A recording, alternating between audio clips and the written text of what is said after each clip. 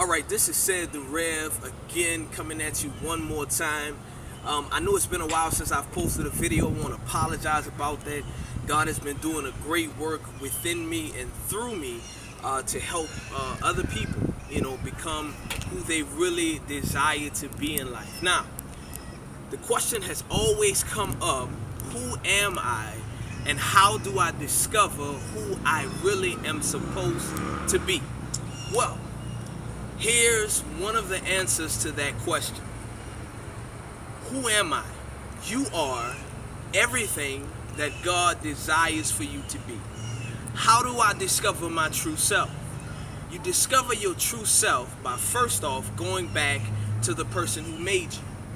In order for you to truly understand the purpose of an invention, you have to talk to the inventor.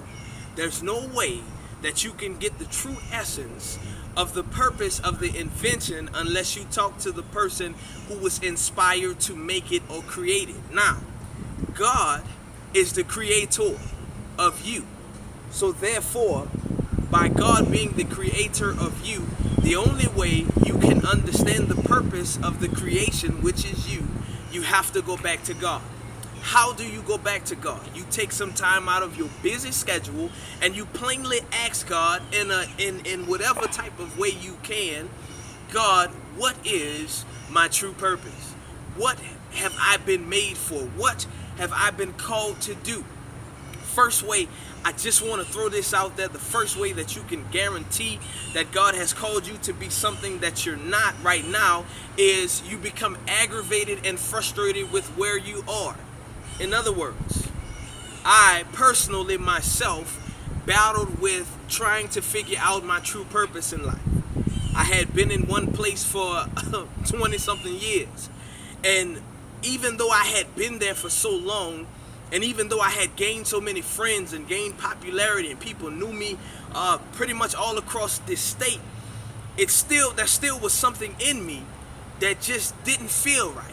I still felt like I didn't matter. I still felt like I was disconnected. I still felt like I didn't belong, which is weird because most of the time when you find yourself in a place where people know you and people give you high fives across the way, you feel like this is where I desire to be. This is where I need to be.